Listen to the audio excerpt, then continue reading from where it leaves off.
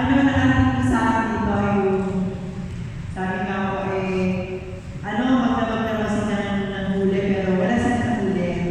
And then, sabi ay, pero sinabi nga yung lamba, so yung huli si lamba. So, naisip ko lang balikan. Ang naisip ko share dito ay ano nangyari sa akin before na. Kasi before, pinipunihin sa atin, naging MPC po ako ng barangay for so many years. At the same time, resident. At the same time, nag-aalaga po ako ng tatay ko, resident. At the same time, kung paano ko ba pinagsasabay ng trabaho.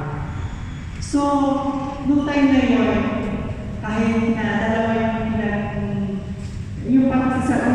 pag-serve ko, hindi ko po maramdaman. Parang ayaw yung aking pananampalataya, yung aking kaalaman, because nag-aaraw, dahil yung meron ko. Again, isusunod sa hospital yung tatay ko, tapos sa trabaho ko naman, okay na gumising ng maaga, hindi na ako nakapag-play ng rosary.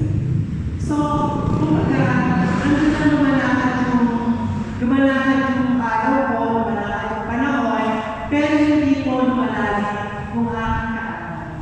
So, dumating po yung time na nahinto ako, nabahingan na po ako dito sa pagsaserve. And then, noong time na nagsaserve na, wala na po ako, alam niyo po ba, napakasakit pala. Napakahirap po pala.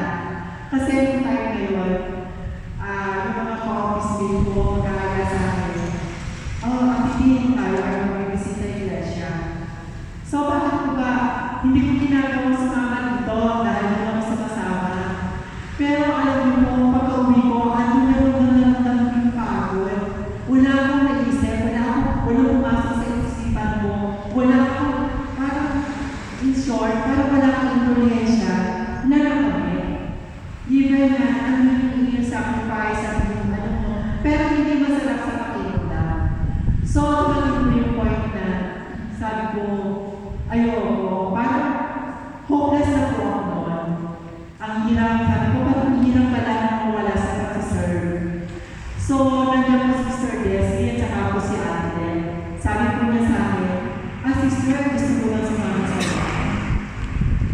Ang tagal ko yung pinag-isipan, ang dami ko invitation, pero dinidiscard ko yun. Tapos tumating ko yung point na, siguro at ngayon, siguro dito na ako magiging masaya. Dito na ako, may involve yung sarili ko kasi wala ang tatay ko. Tapos pangalawa ko, yung trabaho, hindi na po nagpapagkat. Kasi hindi na po full time, dati po dalawang agency, national agency, doon ako nag-work. Pero ngayon, parang nag-stick na lang po ako sa isa na lang. So, nung nabalik po ako sa work, doon ko po naramdaman kung paano patitibay ang pundasyon na kung nakakasalunod ako, yung narinig ko, lahat ko na mga pagpasa, kung baga ko mapasok ko sa aking isipan. Ano na yung parang, hindi mo na ito mag-iiba kasi medyo matibay na ako. Kaya po sa